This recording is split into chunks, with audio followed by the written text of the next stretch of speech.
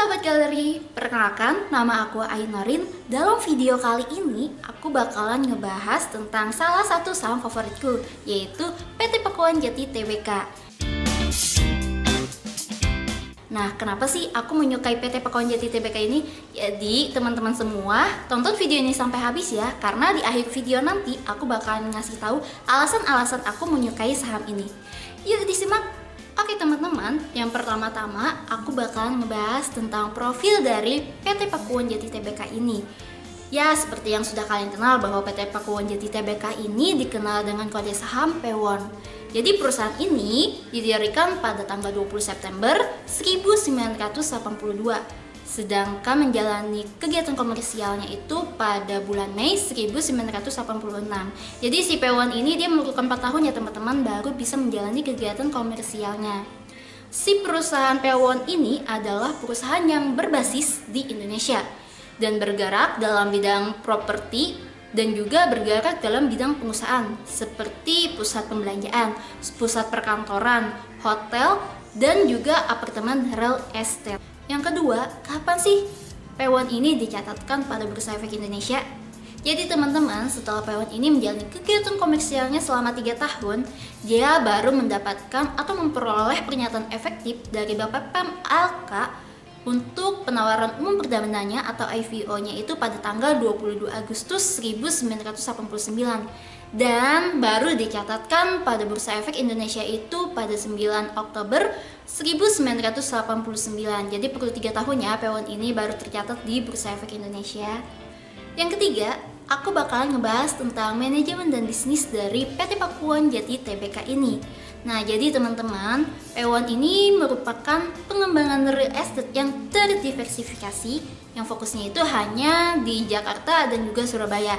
Namun, si PWON ini juga berencana untuk mengembangkan fokusnya tidak hanya di 2 tempat tersebut. Jadi kita tunggu aja ya perkembangan dari perusahaan PWON ini.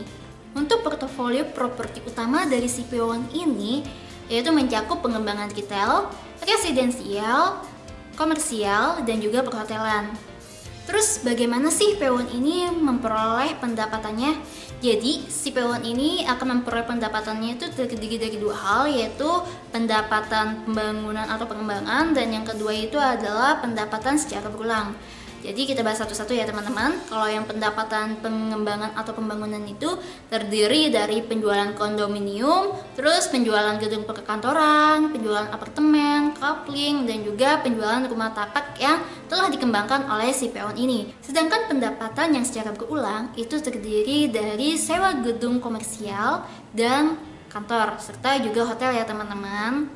Selain itu, PT Pakuan Jati Tbk ini juga memiliki beberapa anak perusahaan, yaitu PT Artisan Wahyu, terus ada juga PT Pakuan Regency, ada PT Elite Prima Utama, dan di sini juga ada PT Pakuan Sentra Wisata, dan yang terakhir ini adalah PT Grama Pramesi Sidi. Nah, jadi yang tadi itu adalah beberapa anak perusahaan dari PT Pakuan Jati Tbk ini. Yang keempat, aku bakalan bahas tentang rasio keuangan yang sering banget aku gunakan untuk menganalisis saham secara fundamental. Nah, kalian bisa lihat di samping aku sudah ada tabel dari PT Pakuan Jati Tbk yang di sini menampilkan tentang perbandingan antara perusahaan dan juga industrinya. Nah, kalian bisa lihat yang pertama ada return on asset yang dimana ROA dari PWON ini sebesar 5,7%. Kalau dilihat dari rata-rata industrinya itu sebesar 5,43%. Terus yang kedua ada OPM yang dimana OPM dari PWON ini sebesar 30%, sedangkan rata-rata industrinya itu sebesar 25,67%. Terus yang ketiga ada NPM. Kalau NPM dari PWON ini sebesar 29,42%, sedangkan rata-rata industrinya itu sebesar 21,34%.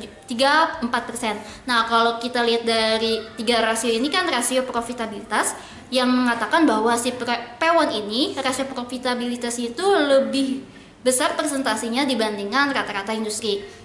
Terus yang keempat ada PER. Kalau PER ini rasio yang sering aku gunakan untuk mengetahui bahwa si perusahaan itu apakah sedang mahal atau sedang murah.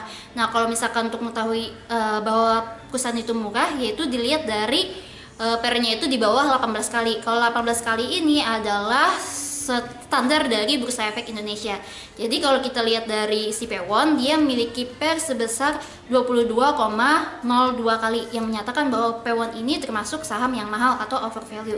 Tapi kalau misalkan kita bandingkan dengan rata-rata industrinya, ternyata si Pewon ini lebih murah dibandingkan dengan rata-rata industrinya, karena rata-rata industrinya itu PER-nya memiliki 67,47 kali. Jadi kalau misalkan dilihat dari rata-rata industri ya dibandingkannya, jadi termasuk si Pewon ini termasuk saham yang murah. Terus yang kelima ada rasio DER. Nah, kalau rasio DER ini kita untuk mengetahui si perusahaan apakah perusahaan tersebut mampu untuk membayarkan utangnya secara jangka panjang. Nah, itu dilihat dari nilainya yang kurang dari 1. Nah, kalau kita lihat dari si Pewon ini, dia memiliki DER sebesar 0,29, berarti si Pewon ini mampu untuk membayarkan utangnya secara jangka panjang karena dia memiliki DER di bawah 1. Terus di sini ada yield. Nah, kalau yield ini si Pewon dia tidak memiliki yield karena pada tahun 2020 kemarin si Pewon itu tidak membagikan dividennya. Kenapa? Karena pada saat itu si Pewon ini mengalokasikan laba bersih tahun buku 2019-nya itu untuk memperkuat modalnya. Jadi membuat si Pewon ini tidak membagikan dividen pada tahun 2020. Tetapi nih teman-teman, walaupun 2020 si Pewon ini tidak membagikan dividen, si Pewon ini juga sudah sering sekali membagikan dividen. Kalian bisa lihat di samping aku, ini adalah data si Pewon sering banget membagikan dividen setiap tahunnya dari tahun 2016, 17, 18, 19. Ini data ini yang aku ambil dari RTI Bisnis. Jadi setiap tahun si Pewon itu membagikan dividen. Hanya di 2020 kemarin aja si Pewon tidak membagikan dividen. Semoga tahun ini si Pewon juga membagikan dividen lagi ya teman-teman. Jadi doain aja. Semoga si Pewon ini laba bersihnya semakin tahun semakin meningkat agar si Pewon juga membagikan dividennya. Nah, itu adalah beberapa ulasan mengenai PT Pakuwon Jati Tbk.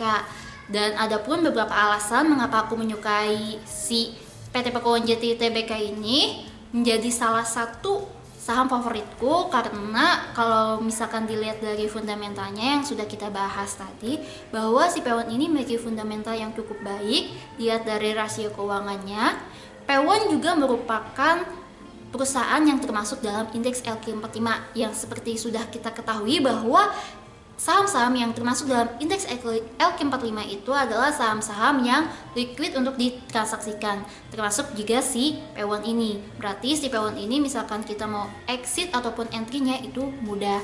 Selain itu, si Pewon ini merupakan salah satu perusahaan ternama yang ada di Indonesia. Ya, walaupun fokusnya hanya di Jakarta dan juga Surabaya. Oke, sekian video aku kali ini, dan perlu diingat teman-teman bahwa video ini bukanlah video rekomendasi. Terima kasih dan sampai jumpa.